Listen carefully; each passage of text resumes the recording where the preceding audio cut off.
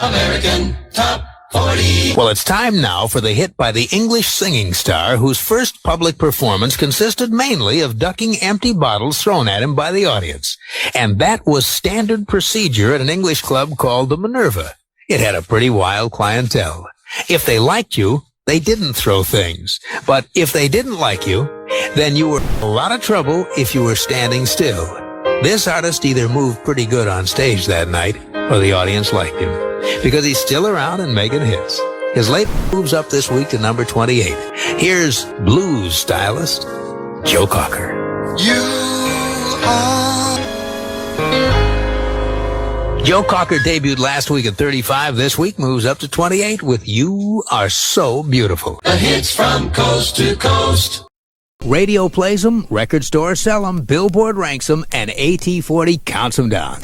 Now, we're up to the latest hit by a man who used to have a terrible drinking problem. In fact, he'd get so drunk before going on stage that he'd regularly forget the words to his songs.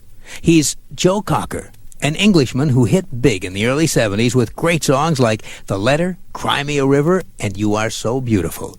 Joe had always been a heavy drinker, but by the mid-70s, his drinking had gotten so bad that he could no longer function, and many people were figuring that he was on the verge of becoming yet another rock and roll tragedy. Joe says, quote, I went through a bad period where I couldn't remember the words to any songs. I knew I had to stop boozing, that I was hurting my body, but I just couldn't seem to do it. Well, what finally happened was that a friend sat Joe down and played him a tape of what he sounded like on stage.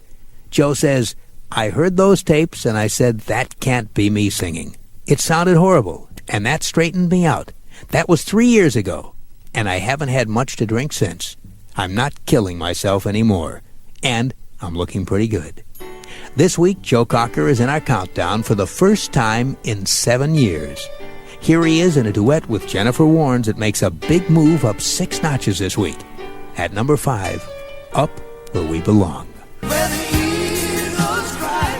Joe Cocker and Jennifer Warnes on American Top 40, a big move from number 11 to number 5 in the countdown.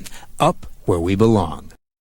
American Top 40. Now we're up to the first Top 40 hit in 7 years for a rock star who made a deep impression on Life magazine. Listen to how Life described this man on stage back in 1970. Quote, his fingers fumble blindly on invisible guitar frets. His knees are bent, his ankles splayed, his toes curled and pigeoned, his balance as precarious as a 2-year-old toddler's.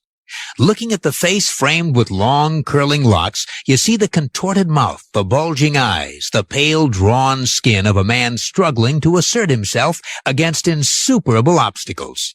End of quote from Life magazine describing a man who leaped to fame through the legendary Mad Dogs and Englishmen tour of America. And he went on to hit the top 40 with such big hits as The Letter, Cry Me a River, and You Are So Beautiful.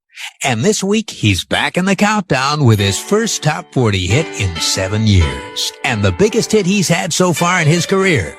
Last week's number 1 song that drops to number 4 this week.